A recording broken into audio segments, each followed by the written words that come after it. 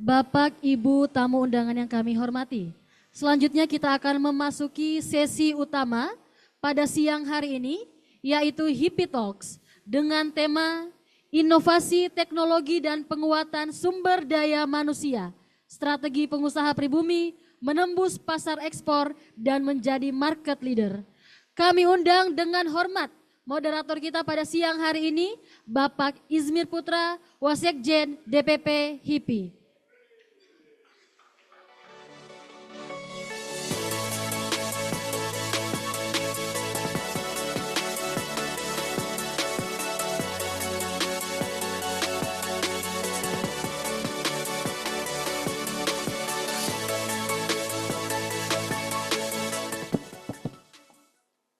Assalamualaikum warahmatullahi wabarakatuh.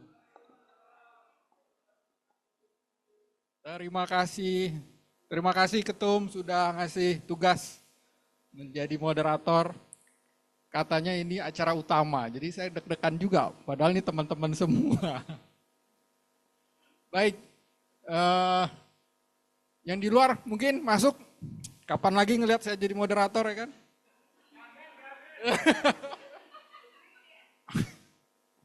Buat pengurus baru, inget-inget Wasekjen. Nah, Wasekjen Putra. Ada nggak tadi fotonya? Oh ada. Biar inget ya. Jadi kita mulai talk show sore hari ini di RDPL yang ketiga. Saya undang langsung saja narasumber kita. Yang pertama, izin nyontek. Saya undang dengan hormat Presiden Direktur PT Martina Berto Tbk, Bapak Brian David Emil.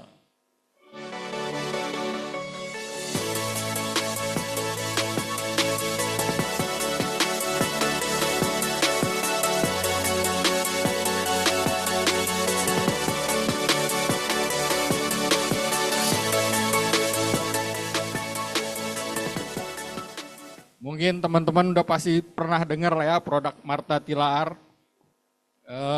Izin Pak kalau saya salah, Sari Ayu ya Pak ya?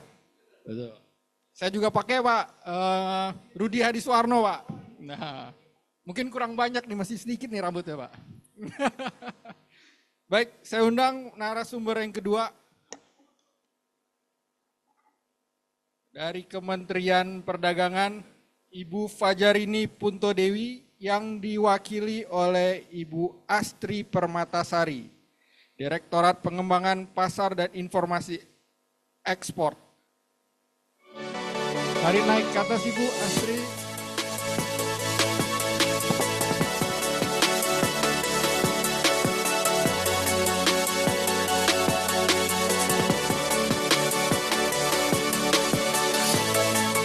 Narasumber yang ketiga yang tidak kalah pentingnya, ini adalah mendapat penghargaan berkali-kali sebagai pengurus yang paling aktif, yaitu Ketua Bidang UMKM DPP HIPI, Bapak Teguh Ananta Wikrama.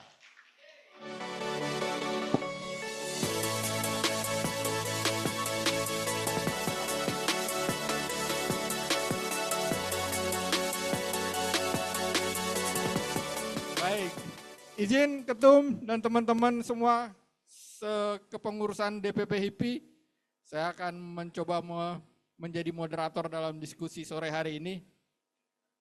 Kita izin para narasumber, kita pakai santai aja ya ngobrolnya ya, santai, dan apabila ada pertanyaan nanti ada sesi tanya jawab. Tapi ini karena sifatnya diskusi internal, jadi kita temanya hangat tapi informatif. Dan saya juga mengutip dari ayahanda kita dari Aksa Mahmud bahwa pengusaha itu harus optimis. Nah, jadi diskusi sore hari ini kita mengedepankan nilai-nilai optimisme bahwa pengusaha itu harus melihat peluang di setiap kesempatan. Baik, saya mulai aja. Bismillahirrahmanirrahim.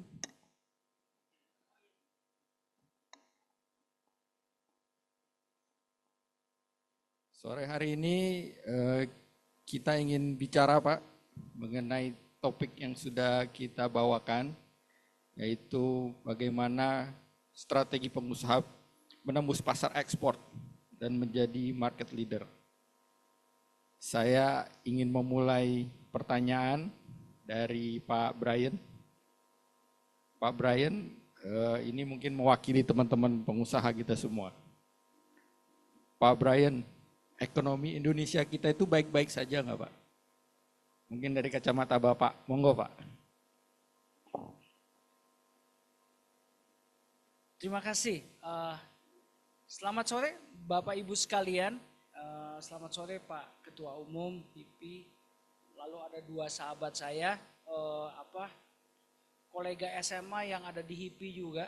Ketemu 35 tahun yang lalu, bertemu lagi kita di sini. Terima kasih Pak Moderator atas pertanyaannya. Oke, jadi apa yang kita alami sekarang ini Bapak Ibu sekalian, saya sebagai pengusaha, sebagai shareholder juga di Manfaatkan Group dan sebagai eksekutif, dan juga dalam tanda kutip sebagai economic analyst independen, kurang lebih begitu ya. Dunia yang kita masuki sekarang ini adalah dunia yang sangat uncertain, ya. Yang serba tidak pasti. Apa yang pasti? Ada yang pasti. Yang pasti adalah ketidakpastian, betul. Ya itu dia. Ya. Jadi kalau hari ini kita harus istilahnya kalau kita di dalam mobil atau kita di dalam pesawat tuh fasten your seat belt, ya. Banyak turbulences itu yang kita alami. Ya. Nah, tinggal pandai-pandai dan cermatnya kita aja, gitu ya. Kalau di materi saya tuh ada itu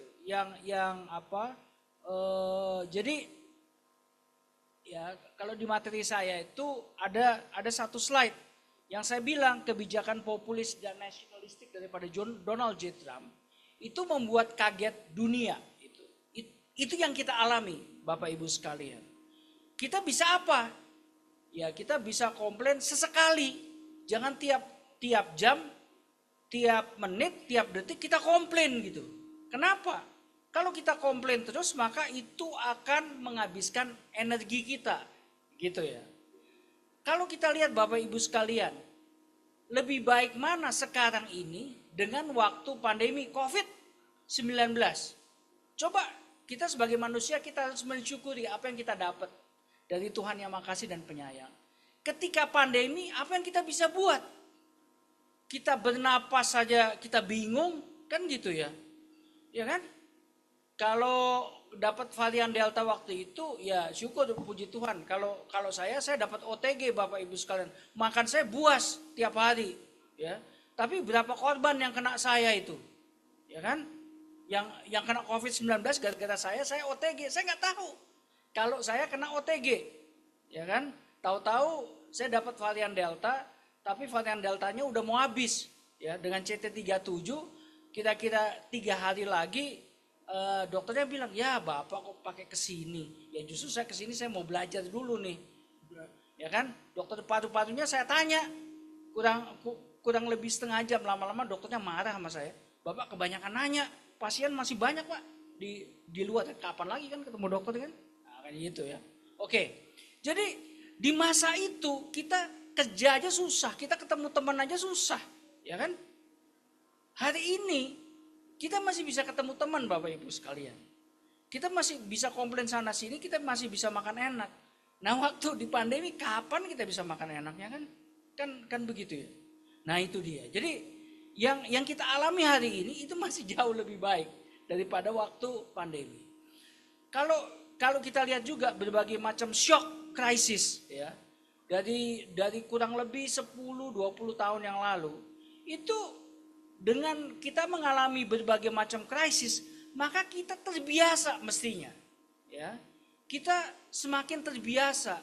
Betul, ketika waktu Indonesia libur, ya kan, kita kaget itu ya. Kita masih liburan ya.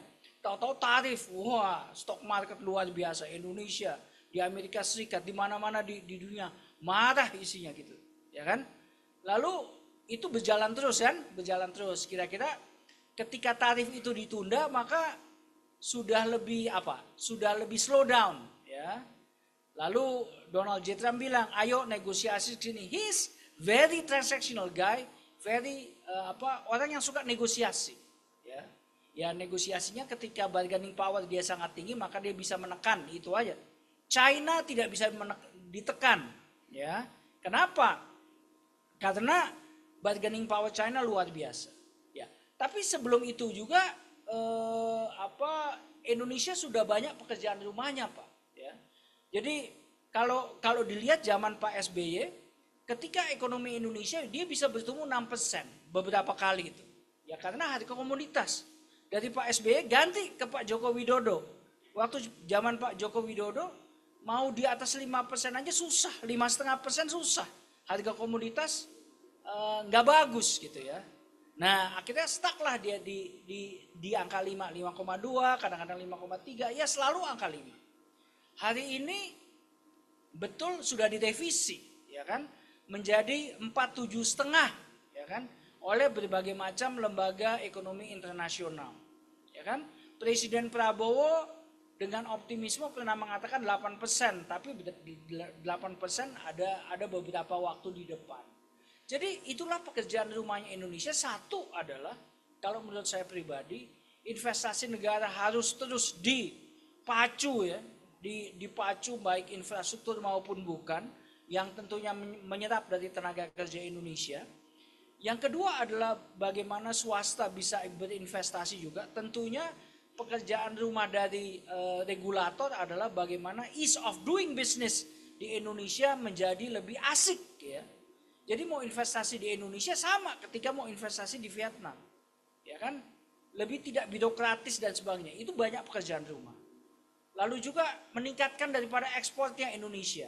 Ya, ekspornya Indonesia tentunya apa? Ya produk dari usaha kecil menengah, ya kan, dan juga produk yang added value-nya tinggi, gitu ya. Lalu juga sebisa mungkin menekan daripada import. Jadi kalau pekerjaan rumah itu bisa dilakukan dengan baik, maka harusnya ekonomi Indonesia bisa menjadi lebih baik. Kalau saya baca Indef tuh, Indef punya mengeluarkan buku yang tebelnya ada 1.000 halaman tuh ya. Menarik itu buku, Indef yang buat. Itu ada 100 rekomendasi dari ekonom-ekonom di Indonesia, ya. Dari satu buku ke buku yang lain, ke buku yang lain. Sekarang kalau nggak salah bukunya udah yang jilid 3. Kalau dibaca itu, wah menarik sekali. Tetapi jelas bahwa untuk melaksanakan itu kita tidak mudah itu, ya kan? Satu adalah pasti reformasi di birokrasi sebagai baik itu di legislatif, eksekutif dan yudikatif. Lalu iklim daripada bisnis dan juga adalah partisipasi daripada masyarakat untuk spending, ya. Betul yang dikatakan tadi Pak Ketua Umum kalau nggak salah, ya kan, banyak jalan-jalan nggak beli gitu ya, nggak beli, ya. Atau jali ada tuh Hana gitu ya, jalan-jalan kelompok itu tapi nanya-nanya aja, beli juga nggak gitu ya, beli juga nggak. Hari ini kalau dilihat developer gitu ya, kalau kita lihat berbagai macam mall, wah asik, ya, parkirnya susah gitu ya. Tapi kita bisa lihat ya, di retailnya itu apakah terjadi excitement orang melakukan pembelanjaan secara offline. Harapannya apa? Dia belinya online, harapannya begitu. Tapi udah offline enggak, online juga enggak. Nah ini kan yang kacau begitu kalau gitu. Ya memang ya Bapak Ibu sekalian, kalau kayak di bisnis kami, penjualan online itu dia masih take off-nya masih tinggi sekali. Kenapa? Ya karena basisnya rendah. Nah, itu kan online tuh satu digital shopping yang kurang lebih di Indonesia populernya belum 20 tahun, ya. Belum sampai 20 tahun. Sedangkan offline ya jelas lah udah dari dulu kala dia. Ya itu, jadi ekonomi Indonesia sedang tidak baik-baik saja, iya memang betul. Daya beli ada penurunan, iya memang betul. Kelas menengah ada penurunan, iya betul. Tetapi tentunya sebagai pebisnis, kalau kita mengikuti itu saja, kita tidak melihat peluang, kita menyerah kalah, ya gimana gitu. Namanya bukan himpunan pengusaha gitu ya. nampaknya himpunan tukang komplain aja. Nah, atau himpunan tukang menyerah, kan nggak begitu. Yang ada di kita ini adalah himpunan pengusaha. Dikatakan tadi pribumi. Nah, itu. Jadi himpunan pengusaha warga negara Indonesia yang sangat mencintai Indonesia dan untuk hidup dan mati di Indonesia. Nah, itu.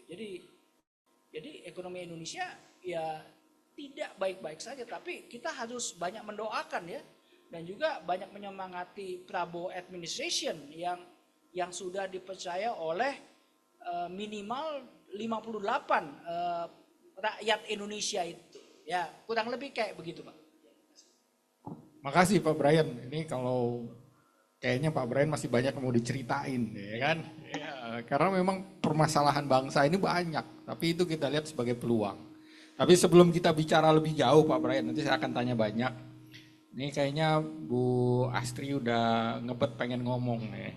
Bu Astri kayaknya ada ini materi yang ingin disampaikan sebelum saya nanya nih. Monggo Bu Astri, nanti dari situ kita tanya-tanya lebih dalam. Makasih Pak Moderator. Ini materinya berapa lama nih Pak? Kalau menyampaikan materi berapa lama Pak? Ini pertanyaan atau materi nih saya nih? Materinya. Terima kasih ya, banyak lumayan. Ya, bismillahirrahmanirrahim. Assalamualaikum warahmatullahi wabarakatuh. Bapak Moderator, Pak Brian, Pak Teguh. Assalamualaikum juga Pak Aksa Mahmud, Dewan Kehormatan HIPI, lalu Pak Ketua Umum, Pak Erik Hidayat.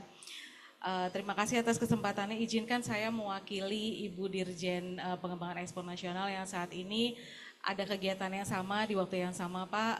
Mohon izin tapi beliau menyatakan apresiasinya terhadap rapat kerja DPP HIPI ini.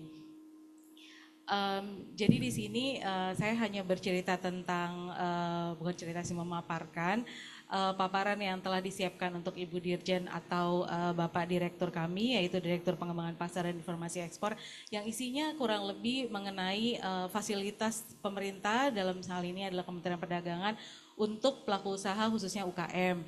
Izin UKM karena di sini ada penguatan SDM, rasanya kalau perusahaan besar udah mapan ya, seperti tempatnya Pak Brian, mungkin sudah jago-jago lah SDM-nya.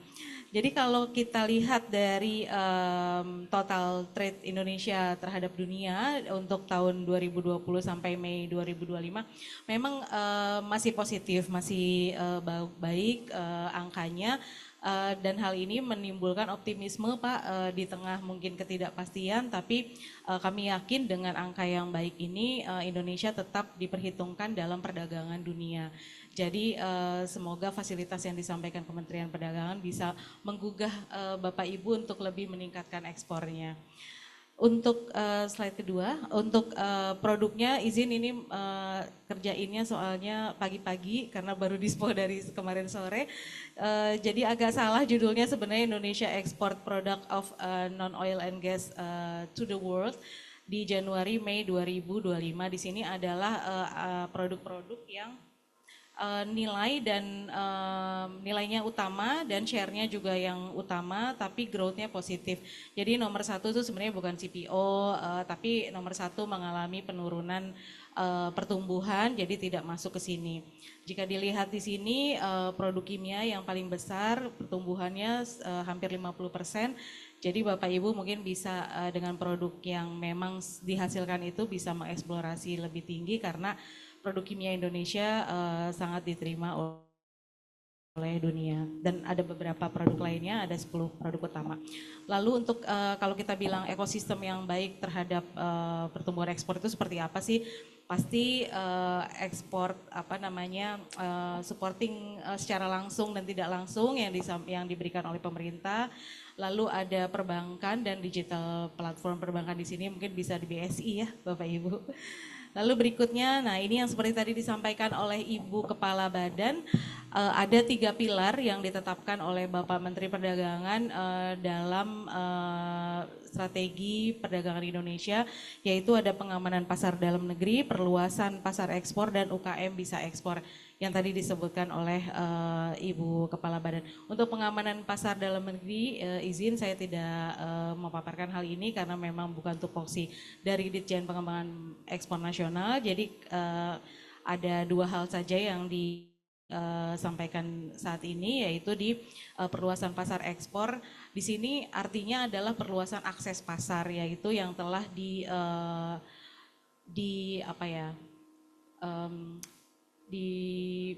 diusahakan yang telah ditetapkan oleh Ditjen kami, salah satu Ditjen di Kementerian Perdagangan, yaitu Ditjen Perundingan Perdagangan Internasional. Jadi ada perjanjiannya ada banyak sekali yang conclude atau implemented yang bisa digunakan oleh Bapak Ibu untuk mendapatkan tarif 0%. Jadi tarif bariernya memang kalau tarif barrier ini adalah tugasnya pemerintah G2G, sedangkan non tarif barrier biasanya kita B2B atau G2B. Jadi semoga dari tarif barrier ini bisa dihilangkan dengan adanya beberapa perjanjian yang telah diratifikasi oleh Kementerian Perdagangan. Sedangkan untuk ongoing dan yang akan dilakukan perjanjian yang akan datang itu bisa diidentifikasi Bapak Ibu, jadi jika sudah diketuk palunya bisa langsung dimanfaatkan. Lalu ini sebenarnya gambar petanya biar lebih gampang bahwa saya bisa masuk ke sini nih soalnya udah implemented gitu, tapi kalau yang ongoing bisa nih nanti next saya akan menggunakan tarif 0% yang telah diimplementasikan oleh Kementerian Perdagangan. Lalu yang berikutnya, nah ini sebenarnya lebih tugas ke kami yang diberikan oleh Bapak Menteri Perdagangan, yaitu UKM bisa ekspor, berani inovasi, siap adaptasi. Diharapkan para UKM bisa lebih melakukan ekspor, tidak hanya melakukan perdagangan dalam negeri. Di sini sebenarnya ada 3 hal, yaitu pengembangan produk, pengembangan pasar, dan penguatan SDM. Mudah-mudahan sama ya dengan semangat hari ini dalam rangka penguatan SDM di pelaku usaha. Di sini ada beberapa fasilitas kami. Mungkin saya langsung aja ke berikutnya. Ini ada Ina Ekspor dari seperti yang tadi disebutkan bahwa kita memerlukan digital platform untuk mendukung perluasan pasar Bapak Ibu bisa melalui Ina Ekspor yang sebenarnya semangatnya adalah sebagai katalog eksportir. Jadi kalau buyer nih mau cari eksportir kemana nih yang reliable, bisa melalui Ina Ekspor karena itu sudah ada dokumen legalnya dan memang sudah disetujui oleh Dinas Perdagangan wilayah domisili dari si UKM itu sendiri. Lalu kita juga punya permanent trade exhibition.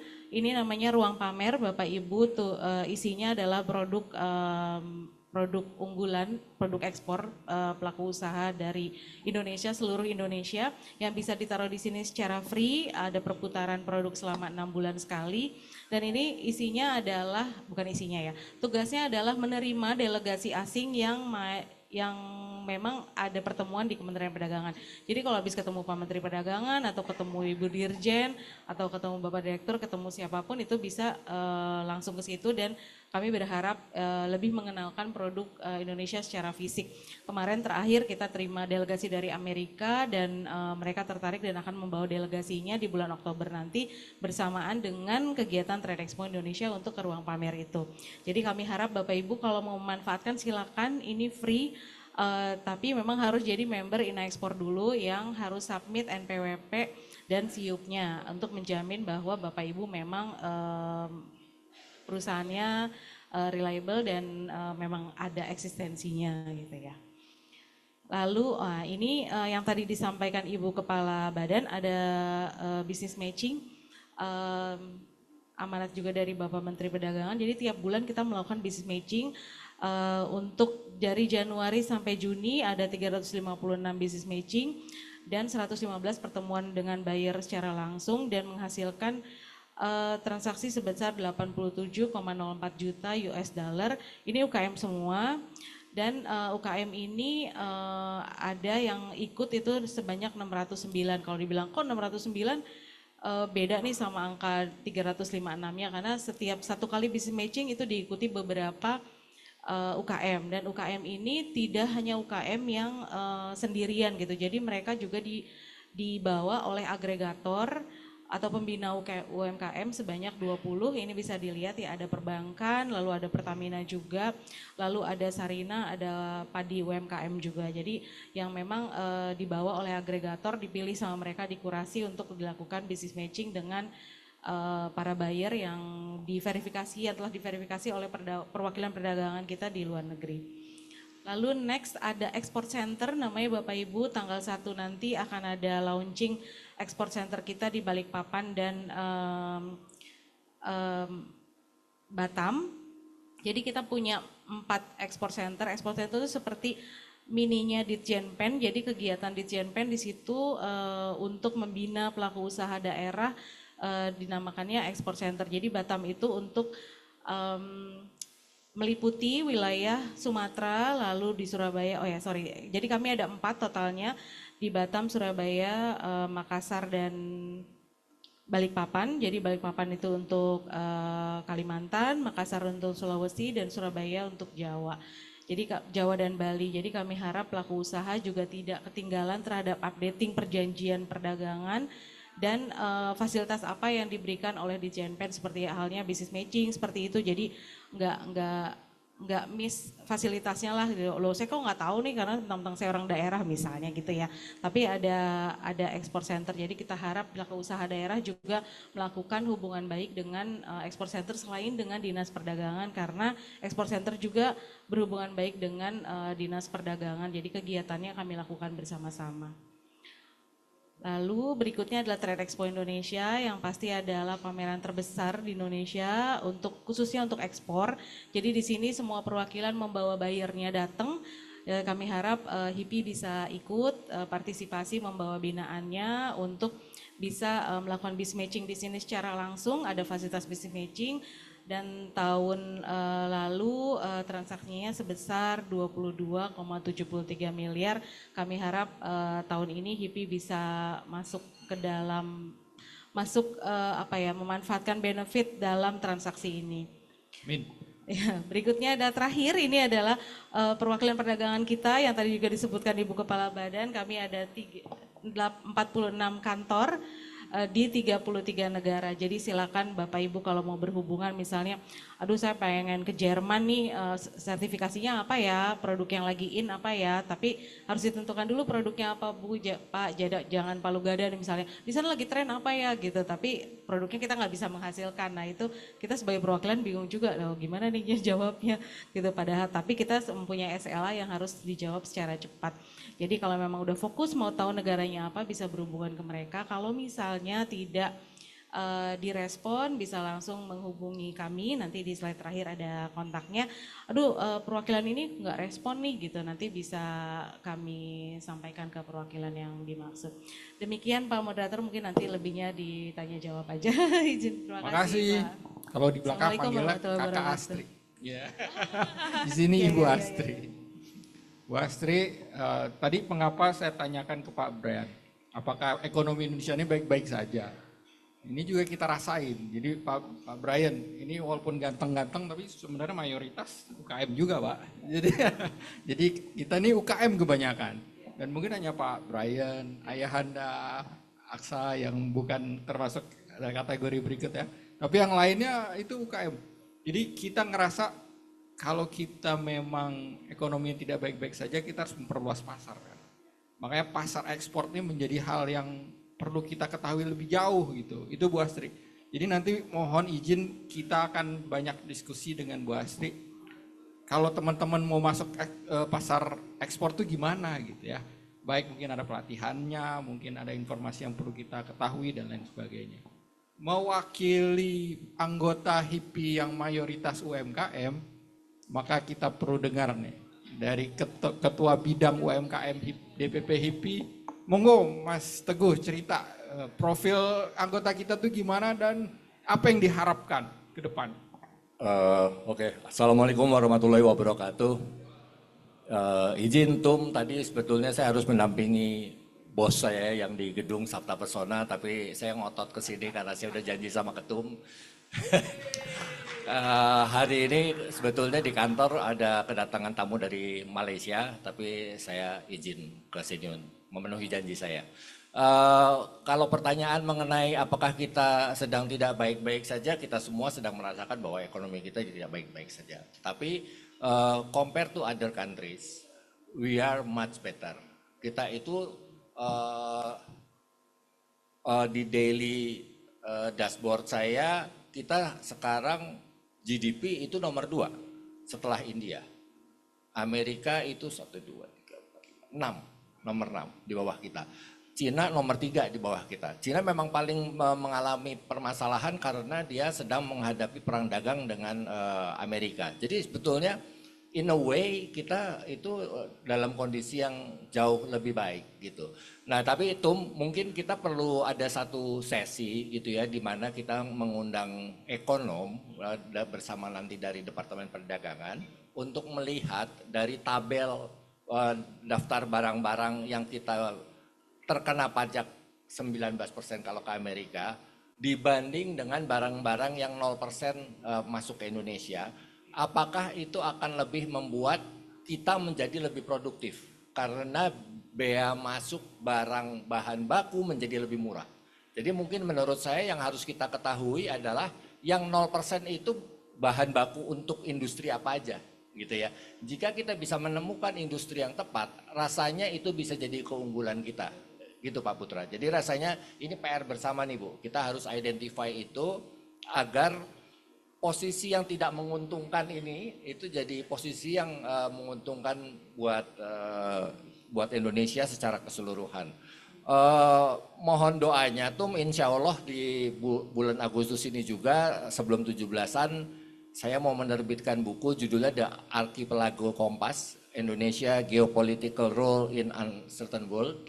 Itu hasil kuliah saya di LSE yang saya jadikan buku. Insya Allah kalau boleh nanti saya terbitkan bersama HIPI acaranya. Intinya adalah ini dunia yang sangat uncertain gitu. Tetapi kita sekarang sangat beruntung karena kita diterima di berbagai tempat. Ini keuntungan kita dibandingkan China. China punya kelemahan bahwa dia sekarang Amerika definitely no gitu ya. Kita masih bisa gitu.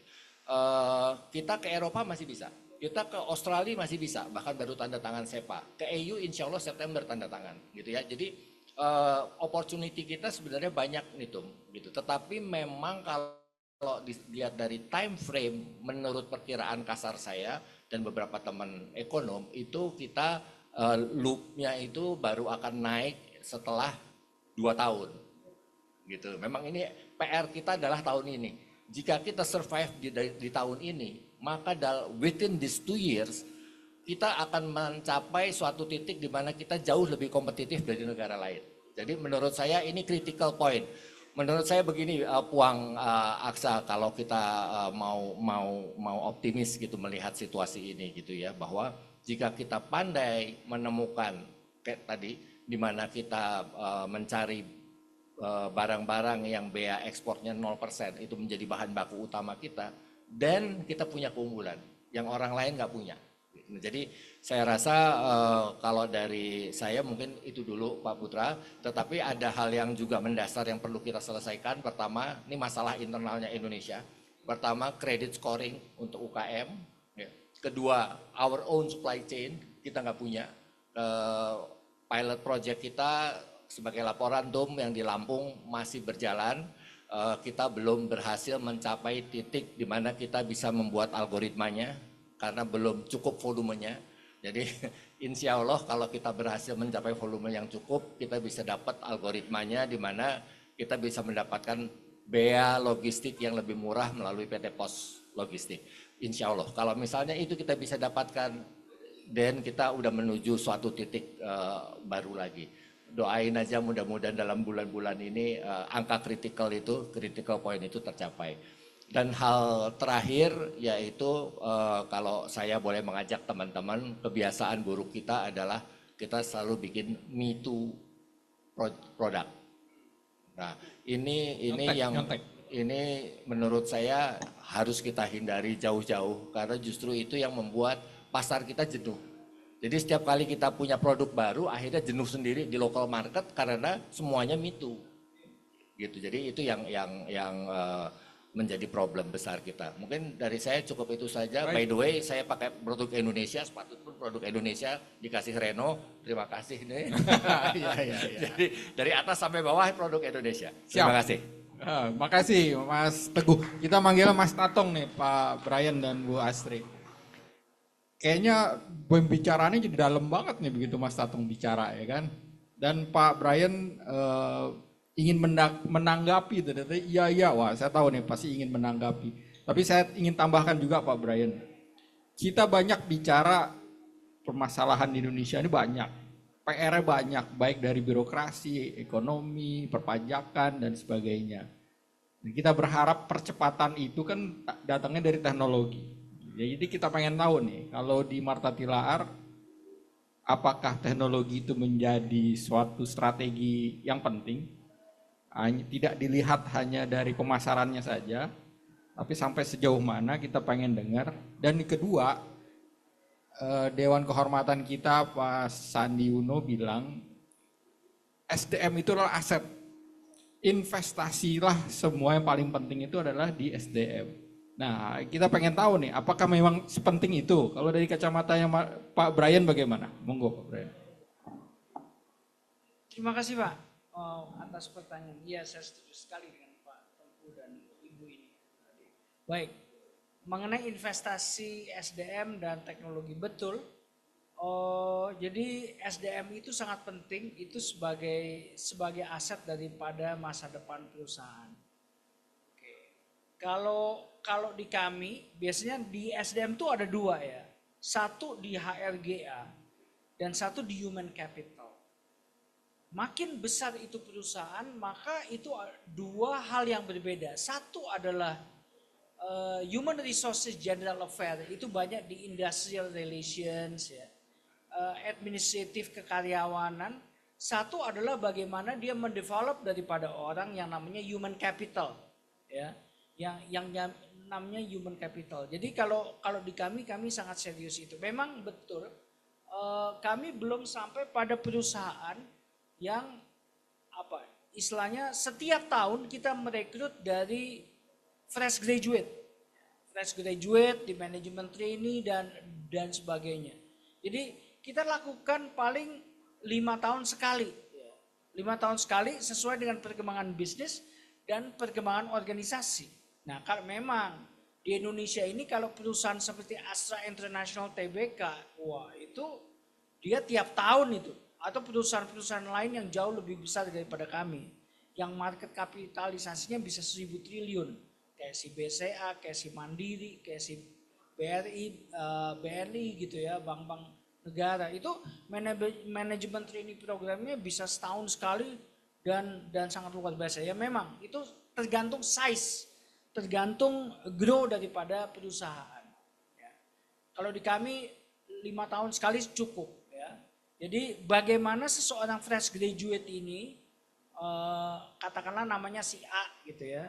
Si A di drill selama setahun, jadilah dia assistant manager.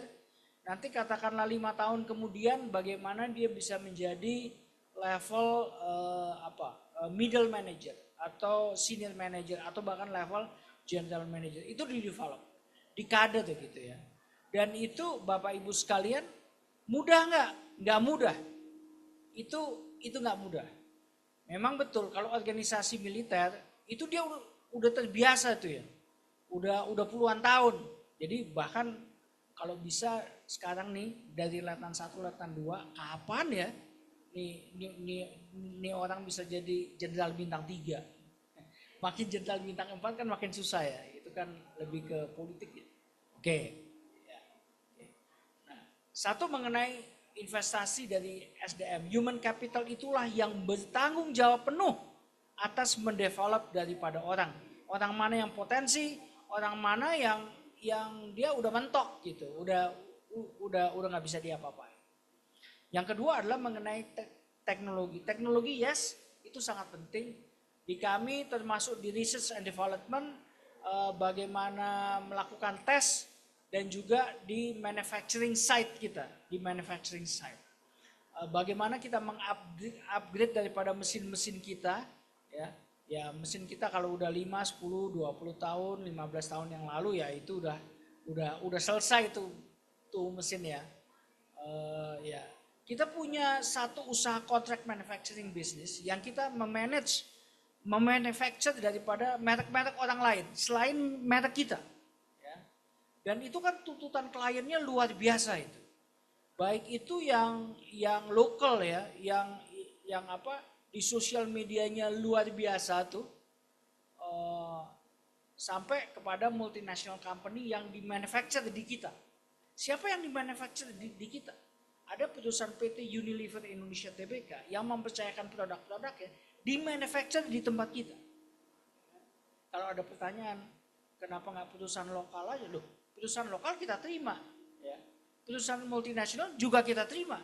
Kalau kita nggak terima multinasional, dia cari ke tempat lain, ke perusahaan multinasional yang ada di Indonesia atau perusahaan lokal yang di Indonesia. Nah, rezekinya kan pindah ke sana, bukan ke kami gitu. Nah, itu ya. Ya, itu. Jadi lalu di sistem IT kita udah pasti. Ya memang teknologi kita terus upgrade ya. Kita masih banyak pekerjaan rumah, memang iya. Ya. Memang iya, not perfect yet, not there yet, gitu ya.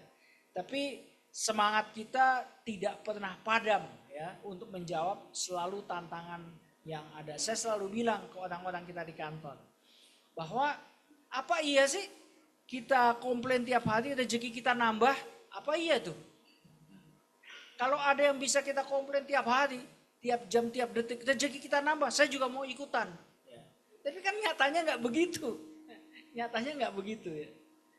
Kita harus kerja keras, kerja cerdas, tanpa pantang menyerah. Memang ada banyak hal-hal yang uncomfortable yang terjadi saat ini. Ya. Yang membuat pusing, ya iya. Ya, tapi Tuhan memberikan kita akal budi mungkin ya itu. Tuhan memberikan tunjangan kepada kita untuk kita pusing gitu. Ya. Untuk kita bisa kreatif dan inovatif ya. Kurang lebih kayak begitu Pak. Makasih Pak. Makasih Pak Brian. Karena saya tuh latar belakangnya adalah perusahaan IT Pak. Usaha saya IT. Jadi saya tahu sekarang tuh pertumbuhan dan perubahan IT itu cepat banget. Dan saya yakin jangankan teman-teman UKM di sini. Mungkin pengusaha sekelas Pak Brian aja sulit untuk ngikutin ya Pak. Karena kan harus investasi, harus berubah. Dan itu tantangan sendiri. Tapi itulah tadi Pak Brian bilang, sesuatu yang pasti itu hanya satu, ya perubahan itu sendiri ya Pak. Nah ini kalau kita mau mencoba membuka pasar yang lebih besar, salah satu alternatifnya adalah tadi mengikuti perubahan dengan teknologi dan investasi di SDM, betul ya Pak ya? Dan tadi Bu Astri bicara bahwa ada program di Kemendak untuk UKM goes ekspor ya Bu ya? Nah, mungkin Bu, jelasin dong Bu, kita nih teman-teman kalau mau ekspor, jelasin lebih detail Bu tentang program tersebut, karena mungkin ada kepentingannya buat teman-teman di sini. Silakan Bu. Baik, terima kasih Pak Moderator. Kalau bicara tentang si program UMKM bisa ekspor, itu kan artinya berani inovasi, siap adaptasi. Nah itu udah merangkum tuh apa yang dibicarakan sama Pak Brian, bahwa dengan adanya gejolak ya kita harus siap adaptasi, tapi juga dengan adaptasi itu juga untuk melahirkan inovasi. Jadi kalau si UKM bisa ekspor itu mekanismenya adalah Pak, jadi agregator atau pembina UKM ini menyampaikan ke kami bahwa mereka mau masuk ke pasar tertentu, misalnya ke pasar Vietnam gitu, atau misalnya Jerman gitu ya, mau masuk ke pasar Jerman. Nah itu bagaimana caranya dan kira-kira produknya apa saja. Nanti bisa kita sama-sama mengkurasi yang kira-kira pantas untuk dilakukan pitching atau biz matching itu yang mana aja. Nanti jika siap company profile-nya dari si UKM ini bisa kita pertemukan langsung ke buyer atau pitching dulu ke perwakilan perdagangan yang nanti perwakilan perdagangan akan membantu memperkenalkan ke buyer-nya. Dari situ kita berharap ada transaksi, nah itu bicaranya lewat Zoom aja Pak. Jadi tanpa biaya sebenarnya. Jadi istilahnya iklan marketing tanpa biaya gitu kita membantunya. Nah di situ kalau misalnya buyernya tertarik, dia akan melakukan komunikasi lewat email. Jadi seperti biasa sih Pak. Nanti untuk pengirimannya sendiri nanti dibicarakan mau CIF atau FOB dan lain-lain. Nanti itu juga tetap ada pendampingan dari pembinanya, dari pembina UKM-nya. Nanti dari situ kita harapkan terjadi transaksi dan terjadi pengiriman. Hal ini juga udah terjadi di beberapa negara, seperti Kanada kemarin habis kirim kerupuk kalau nggak salah. Jadi sebenarnya tidak tertutup untuk produk apa aja gitu Pak ya. Jadi jangan kalau produk saya kerupuk atau sambal misalnya nggak mau lah, nggak mungkin lah saya ekspor. Itu enggak Bapak Ibu, itu banyak yang mau sebenarnya. Yang penting pasarnya jelas maunya kemana dan menyesuaikan sertifikasinya.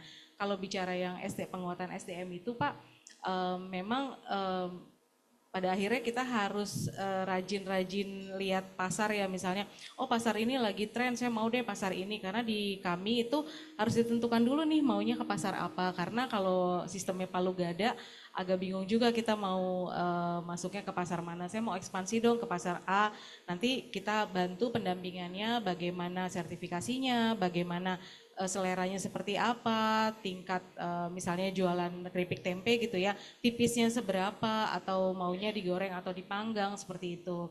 Jadi tetap ada pendampingan dari kami dan dari perwakilan perdagangan sesuai informasi dari buyernya gitu Pak. Demikian Pak gitu sih Pak. Makasih Bu Astri. Iya. Mas Tatong, melihat peluang ini gimana Mas Tatong? Teman-teman kita di HIPI udah siap untuk ekspor belum Mas Tatong? Mas Tatong kan udah ke mana-mana tuh kayaknya, ke daerah-daerah tuh. Monggo Mas Tatong. Mungkin ada satu hal yang menjadi kebiasaan buruk bagi teman-teman kita ini kita harus koreksi diri sendiri nih Tum ya. Kita tuh seneng lihat orang susah, ya. Terus susah lihat orang seneng, gitu. Itu kebiasaan buruk. Enggak, tapi ini terus terang ini terjadi di kalangan kita sendiri, gitu ya. Saya sendiri sekarang di beberapa hal yang sedang saya lakukan terpaksa harus stretch financingnya karena memang kondisi memaksa harus begitu, gitu ya. Tapi menurut saya memang ini situasi yang tidak terelakkan, yang memang harus kita hadapi. Seperti tadi saya bilang Pak Putra, di mana ini loopnya masih panjang, kita harus tahan napas selama 2 tahun ini, dan baru kita bisa take off.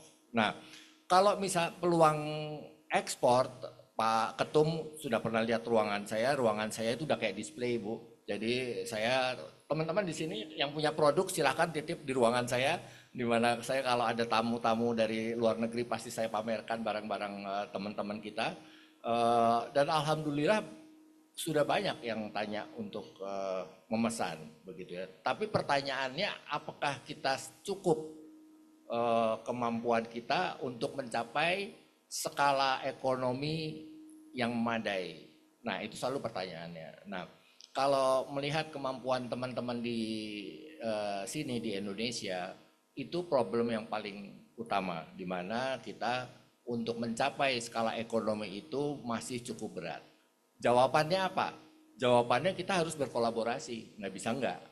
Gitu. Jadi Pak Ketum, saya pernah coba di daerahnya Pak Ketum di Jawa Barat, itu di mana di satu kampung dari ujung ke ujung itu jadi satu supply chain yang utuh. Saya menceritakan kisah ini di mana-mana, di mana yang paling ujung pinggir jalan itu jadi pick up point, ke dalam tuh fasilitas produksi. Jadi ada yang baking kuehnya, ada yang bikin packagingnya, ada yang menerima pesanan gitu ya. It works. Tapi memang untuk membuat itu bisa terjadi, upayanya cukup berat, di mana saya harus meyakinkan kepala desanya bahwa daripada saling berkompetisi satu rumah dengan rumah yang lain, lebih baik mereka bergabung untuk berkolaborasi. Jadi kata kuncinya itu Pak Putra. Bu, koreksi kalau saya salah Bu ya. Itu kan kalau kita ekspor itu kita harus mencapai certain volume ya Bu ya. Ada minimal volume. Nah, ini yang kadang-kadang nggak tercapai sama kita Pak Putra. Nah, karena apa? Kita bukan terbiasa ya. ego kita terlalu besar dan kita maunya kita kerjain sendiri. Padahal kalau kita mau berkolaborasi, bekerja sama dengan teman, kayak tadi Bapak aja bersedia menerima pesanan dari Unilever. Kenapa? Karena kan sayang kapasitas produksi pabriknya. Pasti begitu kan pikirannya Pak ya. Daripada itu nggak kepake, mendingan gue pakai. Nah, yang kayak begitu kan kita pakai bersama-sama bisa Pak Putra. Dan saya yakin dengan HIPI ini kalau kita mau buat sebuah sistem informasi gitu Pak Putra, di mana kita bertukar informasi siapa membuat apa dengan kapasitas berapa, dan kita bekerja sama dengan Departemen Perdagangan, insya Allah kita bisa mencapai apa yang kita inginkan. Mungkin itu. Makasih Mas Atong. Mungkin saya ingin nanya satu hal lagi ke Pak Brian. Pak Brian, tahun berapa sih Marta Tilaar mulai ekspor? Gimana kisahnya waktu itu? Tantangannya, tipsnya buat trik buat teman-teman nih, kita harus mulai gimana? Mungkin sukses story-nya Pak Brian lah di Marta Tilaar untuk menembus pasar ekspor. Monggo Pak. Terima kasih Pak atas pertanyaannya. Jadi ini historis panjang ya. Marta Tilaar Group itu ekspornya mulai kapan? Itu kurang lebih di tahun 1985-1986 Pak. Waktu itu saya SMA juga belum lulus ya. Iya. masih SMP itu ya, masih SMP mau SMA gitu ya. Yang saya ketahui adalah begini, ya, oke. Kita di beauty personal care, jadi satu adalah kita harus tahu pasarnya betul dan feeling kita itu mau masuk pasar yang mana. Waktu itu feelingnya adalah masuk ke pasar Malaysia. Kenapa? Karena Malaysia etnis sama dengan Indonesia, market Melayu yang kita tuju dengan bahasa yang sama, jadi jauh lebih mudah. Lalu Malaysia, Brunei gitu ya, market Melayu gitu ya. Dan itu berjalan panjang sampai hari ini dengan volume yang selalu naik ya, selalu naik karena perkembangan masyarakatnya juga gitu ya. Lalu ekspor itu bukan hanya trading ya, bukan hanya trading. Betul, awal-awal 1, 2, sampai 5 tahun itu adalah trading. Tapi lama-lama kita harus punya visi bahwa bagaimana kita menggarap pasar ekspor itu misalnya di Malaysia atau di Brunei adalah seperti kita menggarap pasar Indonesia. Artinya mindset kita itu dalam, seperti dalam di Indonesia. Nah kalau dengan cara begitu maka bisnisnya bisa berkembang. Ingat ya, bahwa pasar Indonesia juga dinamis ya dengan turun naik. Sama juga pasar di luar negeri juga sama dengan turun naik. Dia juga punya gejolak. Di Indonesia juga sama gejolaknya. Cuma enaknya kalau di Brunei ini Pak, ini sebagai informasi aja. Brunei kan negara diktator ya. Negara super kaya gitu. Gak ada miskin di Brunei itu, gak ada. Bahkan kalau di hotel aja cleaning service-nya bisa expat loh itu.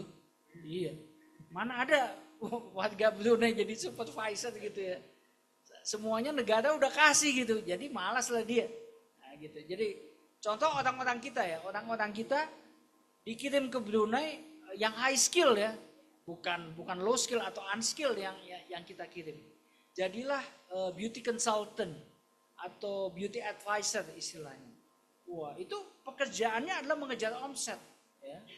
Gak ada libur ya, libur sesekali lah break gitu ya. Tapi kan di sana hiburannya apa gitu. Akhirnya nyari rezeki aja, nyari rezeki. Makin kaya lah dia, makin kaya. Nikah dengan orang Brunei, nggak akan balik Indonesia, nggak akan balik sampai hari. Hidup luar biasa, sejahtera. Tinggal di Brunei mempromosikan produk-produk Indonesia gitu. Nah, market yang lain misalnya market non Melayu nih, misalnya di Filipina gitu ya. Filipina etnis yang tidak sama dengan Indonesia, dia lebih westernized. Nah, itu kita mesti lebih cermat juga. Ya, jadi research pasar itu sangat penting. Lantas kita mempunyai business partner lokal itu juga sangat penting ya, yang kita bisa percaya. Lalu strategi lain juga, harga dan sebagainya dan sebagainya. Jadi dia tidak akan selesai itu. Itu akan selalu berkesinambungan dari waktu ke waktu. Kurang lebih begitu, Pak. Makasih Pak Brian. Saya sebenarnya masih ada 6 pertanyaan, Pak. Tapi udah dibisikin sama ketua panitia katanya. Hop gitu. Mungkin closing statement aja deh dari Bu Astri dan Mas Tatong, setelah itu kita tutup. Monggo Bu Astri, apa pesannya dari Kemendak buat teman-teman pribumi nih, pengusaha pribumi? Pesan Kemendak, berat juga ya Pak pesan Kemendak. Pesan saya sebagai pegawai Kemendak. Jadi Bapak Ibu yang namanya ekspor itu kan penduduk, istilah gini deh, penduduk dunia itu kan banyak banget ya. Masa kita nggak mau sih 1% dari penduduk dunia selain dari Indonesia merasakan produk kita seperti apa gitu. Karena kita punya produk kan pengen dirasakan orang lain gitu, bahwa terpuaskan. Nah itu adalah semangat bagaimana barang kita dipakai orang lain. Nah untuk dipakai orang lain kan harus punya sertifikasi sendiri atau spesifikasi yang memang mereka butuhkan. Nah itu yang harus di-adjust sama kita. Jadi malah kalau misalnya produk saya nih masuk ke Malaysia seperti ini, kalau masuk Brunei seperti ini, seneng gitu. Macam-macam nih produknya, dan kami sebagai pemerintah siap membantu. Bapak Ibu HIPI juga siap membantu, dari sisi Pak Teguh juga siap membantu. Jadi apapun masalahnya bisa disampaikan ke kami, karena memang non-trade barrier itu pasti akan selalu datang. Tapi dengan optimis dari tadi Pak Aska Mahmud bahwa semua terjadi perubahan, tapi ayo kita bersama-sama, apalagi Indonesia ini terkenal SDM-nya bagus, SDM-nya bersih, beragama, optimis, jujur, itu udah bagus semua sebenarnya, ramah dan lain-lain. Kita udah punya semua itu berdasarkan dari Pancasila gitu ya. Jadi untuk kita menduniakan produk kita harusnya kita lebih optimis lagi, dan mari kita sama-sama optimis apapun yang terjadi, kita berjalan bersama-sama. Mudah-mudahan kita bisa mencapai yang terbaik dalam kehidupan kita masing-masing. Mungkin terakhir ya Pak, ada pantun ya Pak? Silakan, gas Bu. Pergi ke pasar beli mangga, produk lokal enak rasanya. Jika ingin mendunia, ekspor solusinya. Wis, mantap. Mas Tatong, pendek aja Mas Tatong. Ya kalau saya sih titip teman-teman tetap jaga optimisme, ringan tangan, bantu sesama teman kita, karena kita tahu kita semua sedang sulit. Tapi kalau kesulitan itu kita tanggung bersama-sama, rasanya pasti akan lebih ringan daripada kita berjalan sendiri-sendiri. Dan tingkatkan semangat kita untuk berkolaborasi. Hanya dengan kolaborasi kita bisa leapfrog gitu ya. Dan jangan lupa yang punya produk silahkan titip di kantor saya. Luar biasa, terima kasih.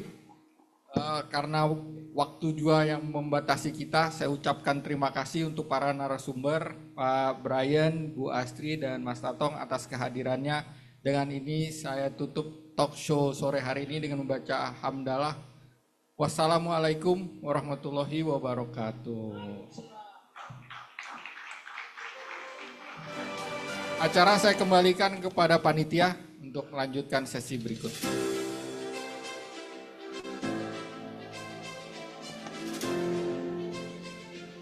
Terima kasih banyak Bapak moderator kita yang keren pada sore hari ini, serta seluruh narasumber-narasumber yang sudah membagi ilmunya kepada kita semua.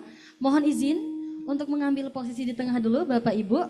Kami mengundang Ketua Umum HIPI, kami mengundang Sekjen HIPI, serta kami mengundang Ibu Soraya, Sekretaris Pelaksana.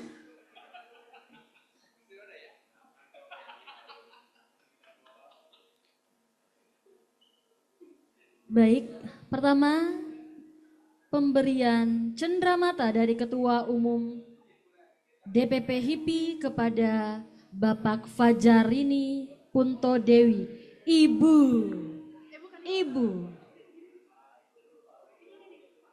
dari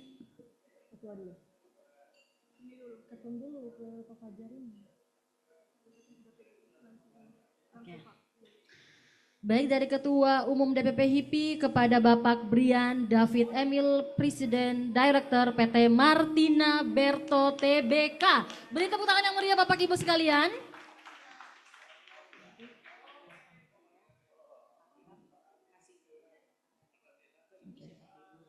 Ini Ibu. Kami mengundang Sekretaris Jenderal DPP HIPI. Oke, langsung semuanya diserahkan langsung oleh Ketua Umum DPP HIPI, Bapak Erik. Lanjut kepada Ibu Fajarini Punto Dewi, Dirjen Pengembangan Ekspor Nasional Kementerian Perdagangan Republik Indonesia. Terima kasih atas waktu dan materinya yang sangat luar biasa, Ibu. Selanjutnya cenderamata kepada Bapak Teguh Ananta. Diberikan langsung oleh Ketua Umum DPP.